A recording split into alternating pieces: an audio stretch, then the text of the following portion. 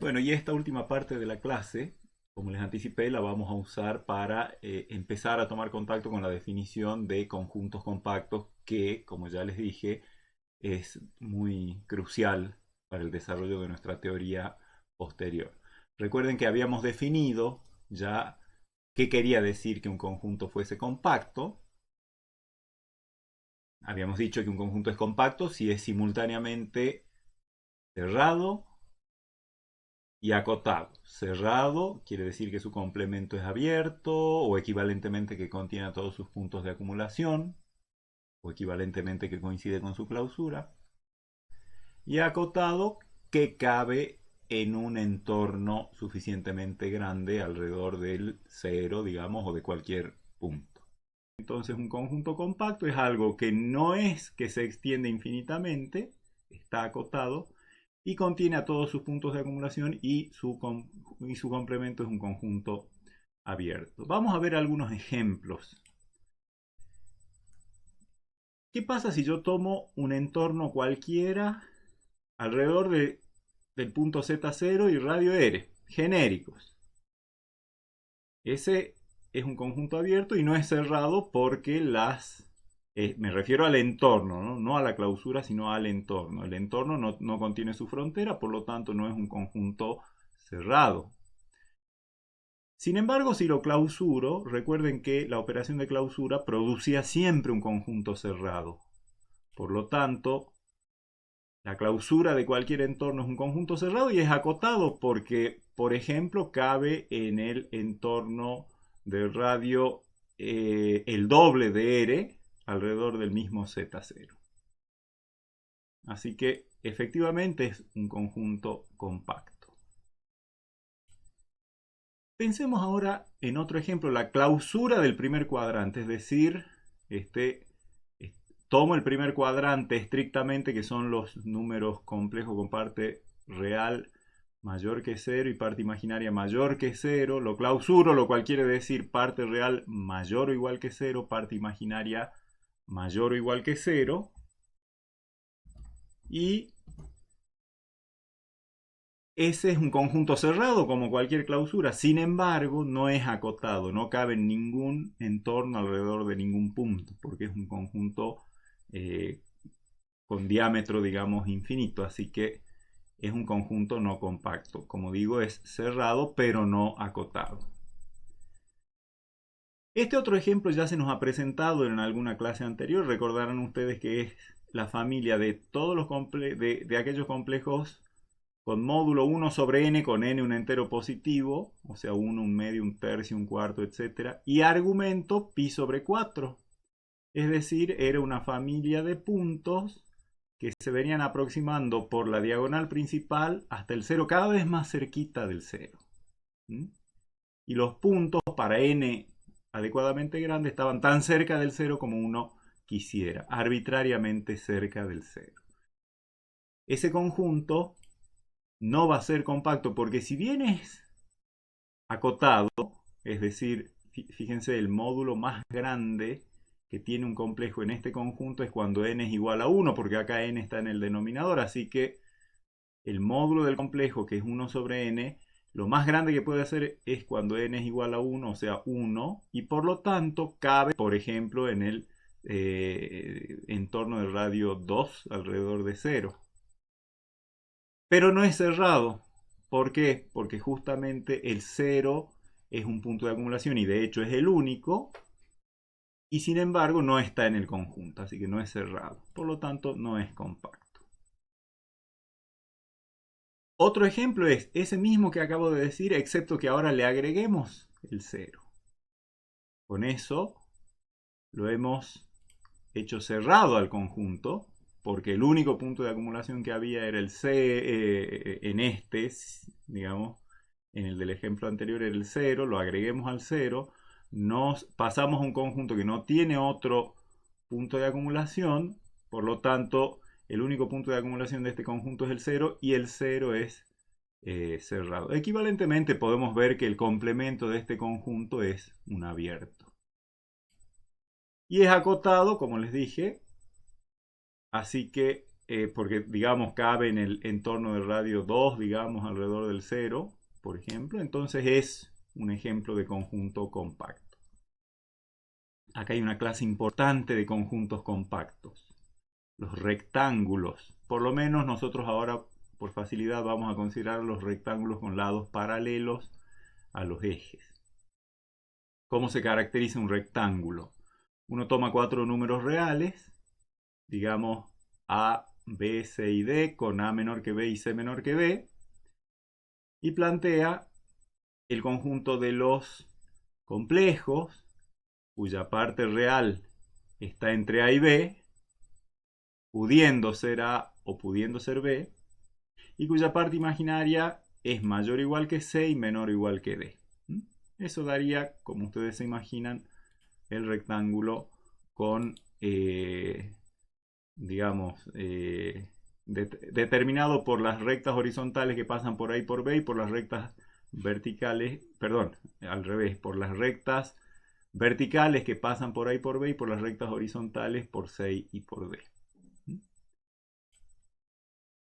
Es un conjunto acotado, claramente. Si lo quieren más específicamente demostrado, tomen el módulo de A más el módulo de B más el módulo de C más el módulo de D y van a ver que esa es una cota superior para la distancia al origen de cualquier complejo en este conjunto. Así que R es un conjunto acotado.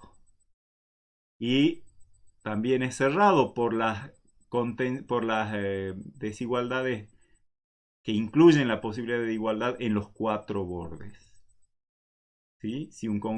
Es más fácil ver que el rectángulo, este es el rectángulo, cuidado, relleno, ¿no? Es fácil ver que este rectángulo relleno es cerrado viendo que su complemento es abierto, porque si tomo un punto en el complemento quiere decir que no se satisface esta desigualdad o esta o esta o esta, y eso me da pie a encontrar un número posiblemente pequeño, tenga que ser un radio alrededor del, o sea, un radio para generar un entorno alrededor del punto ese que está en el complemento que no toca al rectángulo. Por lo tanto, está contenido en el complemento, así que el complemento tiene sus puntos todos interiores.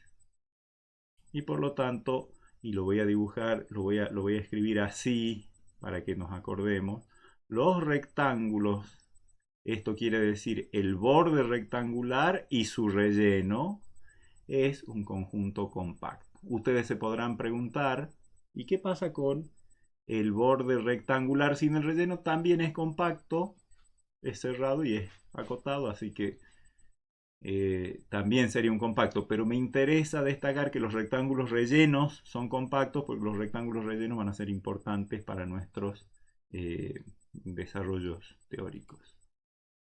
Generalizando el ejemplo en el primer ítem y el del cuarto ítem, si uno toma un conjunto cualquiera que sea acotado y lo clausura, pasa a un cerrado. ¿Qué le falta para ser compacto? Ser acotado. Pero recuerden que clausurar un conjunto no aumenta el diámetro. El diámetro de un conjunto es igual al diámetro de su clausura.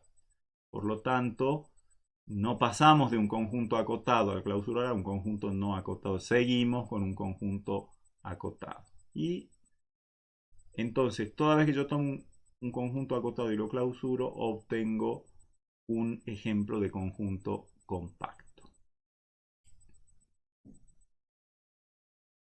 Los conjuntos compactos tienen una serie de propiedades, varias de ellas son muy importantes en el desarrollo de nuestra próxima, digamos, de nuestras sucesivas teorías. Sobre todo la teoría de integración es muy importante, la idea de conjuntos compactos en teoría de integración. Así que tenemos que tratar de entenderla bien. Y quien dice entender bien, dice encontrar de qué propiedades goza un conjunto compacto o una familia de conjuntos compactos. Entonces el objetivo nuestro ahora va a ser entrenarnos en encontrar, en base a la definición y a otros artificios, propiedades de los conjuntos compactos.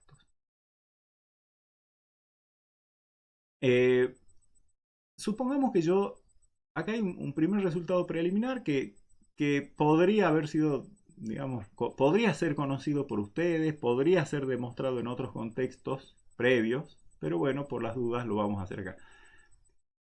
Supongamos que yo tomo sobre la recta real un intervalo cerrado. Ese es un compacto también en el plano complejo porque su complemento es abierto y y es un conjunto acotado. Por supuesto estoy hablando de un intervalo cerrado finito, ¿no? O sea, un intervalo AB con corchetes en A y en B, donde A y B son números reales. Bueno, eso es un intervalo. Ahora, supongamos que tenemos una familia de intervalos. O sea, supongamos que tenemos un intervalo I0, un intervalo I1, un intervalo I2. Cada intervalo, el enésimo intervalo, determinado por extremo inferior A sub n le llamemos y extremo superior B sub n. Entonces supongamos que tenemos definida una familia de intervalos en la recta real. Intervalos todos ellos cerrados y acotados en la recta real. Con la propiedad de que el A sub n sea menor o igual que B sub n, como siempre, que el extremo inferior sea menor o igual que el extremo superior. Porque si no estaríamos en el conjunto vacío. No me interesa el conjunto vacío en este momento. Y supongamos que cualquier intervalo I sub n contiene al que le sigue, o sea, I sub n más 1.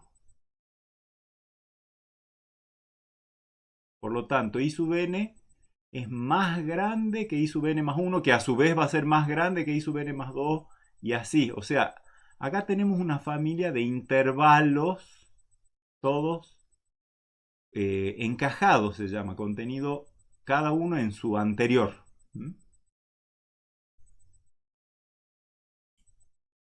Si los intersecto a todos, esa intersección es no vacía. Antes de avanzar en la demostración de esto, quiero que piensen qué pasaría si los intervalos fueran todos abiertos en ambos extremos, o sea, x mayor que a sub n y x menor que b sub n.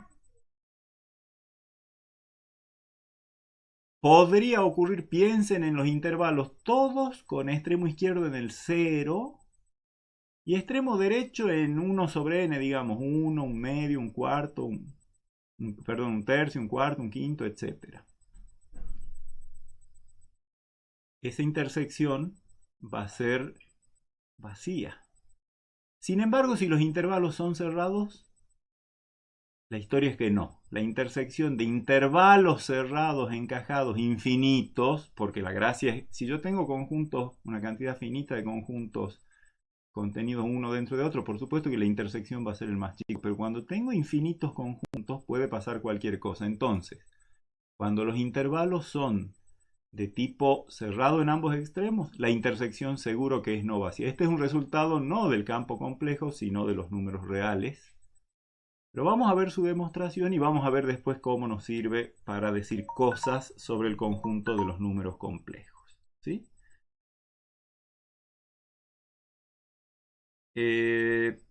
Entonces, ¿cómo demostramos esto?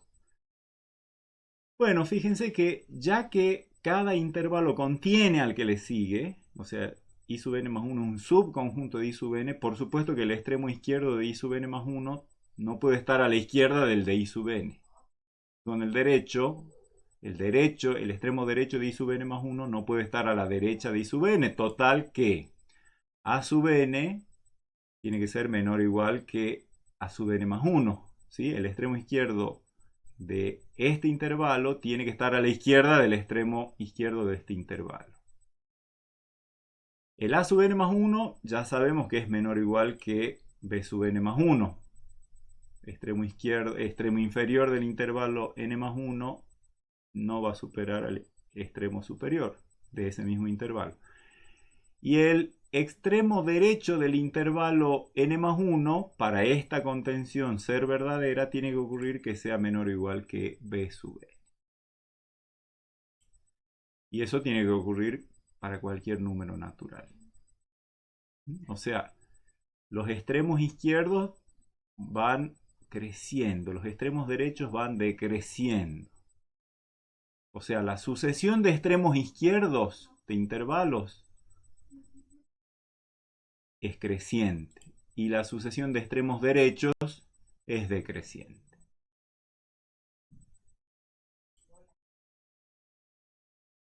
Así que yo voy a tomar el conjunto de todos los extremos izquierdos de los intervalos, o sea, la familia, este es un conjunto, un subconjunto de los reales, formado por todos los números reales que son extremo izquierdo de algún intervalo acá, de esta familia de intervalos. Por supuesto que va a ser no vacío, porque hay intervalos. Y acotado superiormente. ¿Por quién? Y bueno, por ejemplo, por B0.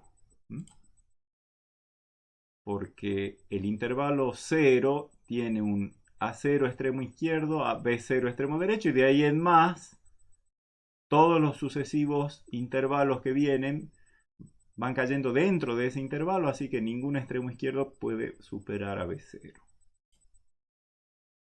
Así que tomemos el supremo de ese conjunto E. Como es no vacío, va a ser un número real, finito, el supremo. Y por definición de supremo se va a cumplir que va a ser una cota superior, y de hecho la menor de todas, pero va a ser una cota superior para el conjunto E. Por lo tanto, va a ser el supremo, que llamen X, va a ser mayor o igual que cada elemento del conjunto E. Por ser el supremo, es una cota superior para E. Así que ese X, ese supremo de este conjunto, es mayor o igual que todos los A sub n. Ahora, el candidato a mostrar que esta intersección es no vacía va a ser este X, para lo cual yo tendría que mostrar que X está en todos los intervalos I sub n, y con esto ya sé que está a la derecha, no está a la izquierda de A sub n, es mayor o igual que A sub n para cualquier intervalo. El problema sería que fuera más grande que algún B sub n. Entonces veamos que no es así. Tomemos un natural n, pensemos en el intervalo I sub n, o sea A sub n, B sub n. Cualquiera sea el m natural que yo tome, A sub m va a ser menor o igual que A sub m más n. ¿Por qué? Porque la familia esta de los A sub n es una familia creciente, es decir, cuanto más grande es el subíndice, más grande es el número real al que le corresponde. Así que A sub m es menor o igual que A sub m más n. Ya sabemos que B sub m más n es menor o igual que, que A sub m más n es menor o igual que B sub m más n. Y como la familia de los B sub algo es decreciente, quiere decir que cuanto más grande tome el subíndice, más chiquito va a ser el número que representa. Por lo tanto, esto es menor o igual que B sub n. Así que B sub n, cualquiera sea, yo fijé un n arbitrario y demostré que para cualquier m natural, A sub m es menor o igual que B sub n. Es decir, cualquier elemento de este conjunto es menor o igual que B sub n. Así que B sub n es una cota superior para este conjunto E. Y por lo tanto el supremo de E es menor o igual que cualquier cota superior de E. Así que en particular es menor o igual que B sub n.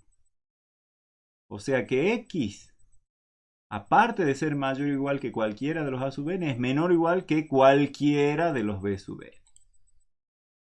Si resumimos estas dos condiciones, tenemos que para cualquier n, a sub n, el intervalo a sub n, b sub n contiene a x y por lo tanto, para todo natural n, ese x, ese supremo, está en i sub n. Entonces, si hay un elemento que está en todos los intervalos i sub n simultáneamente, x está en la intersección de todos los i sub n, y entonces la intersección es no vacía porque contiene al menos un elemento. Los invito a pensar cuál sería una... Esta es una demostración de que la intersección es no vacía, pero podrían ustedes pensar a ver si encuentran una caracterización más completa de quién es esta intersección. Ya sabemos que el supremo del conjunto de los extremos izquierdos está. ¿Se animan a encontrar alguna condición que les diga quién es exactamente esta intersección? Ayuda, es un intervalo, se los dejo como ejercicio. Esto tiene un corolario ahora ya en el plano complejo.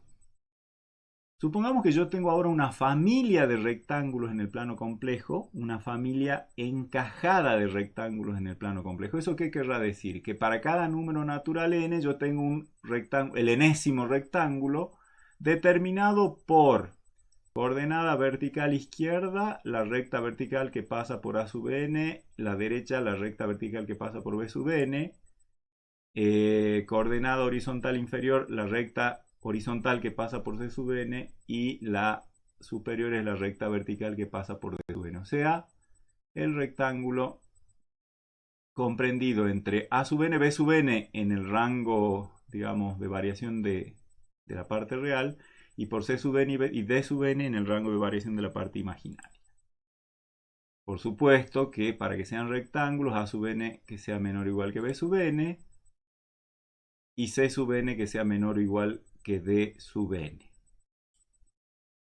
Entonces, supongamos también que para cualquier natural se cumple que el enésimo rectángulo contiene al rectángulo que le sigue, o sea, el rectángulo n más 1.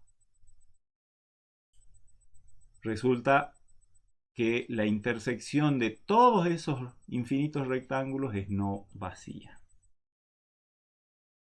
¿Sí? O sea, tengo una familia R0, R1, R2, R3, etc., todos de rectángulos con lados paralelos a los ejes, uno metido dentro del otro, no necesariamente al medio, en cualquier lado, pero contenido.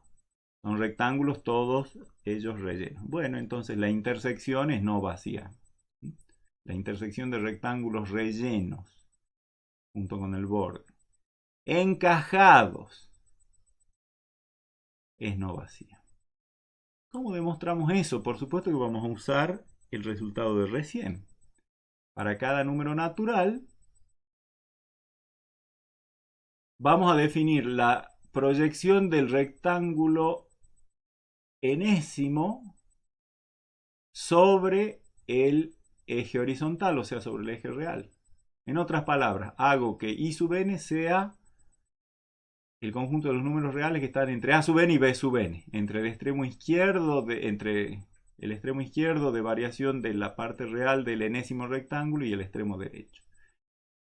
Y similarmente proyecto el rectángulo sobre el eje imaginario, y eso me va a dar otro intervalo, el de los reales comprendidos entre c sub n y d sub n, que son los extremos inferior y superior del enésimo rectángulo.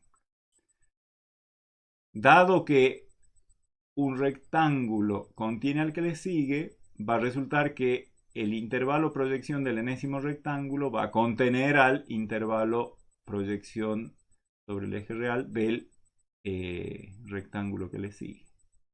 Y lo mismo va a pasar con las proyecciones sobre el eje vertical.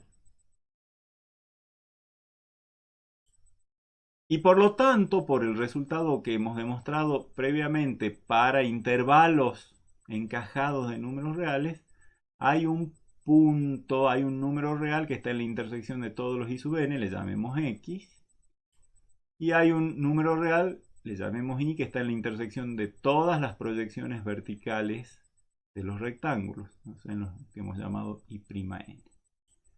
Y por lo tanto, x más y por y, o sea, el complejo cuya parte real es esta y cuya parte imaginaria es esta, más vale que está en todos los rectángulos y por lo tanto está en la intersección de todos los rectángulos, mostrando que entonces esta intersección es no vacía.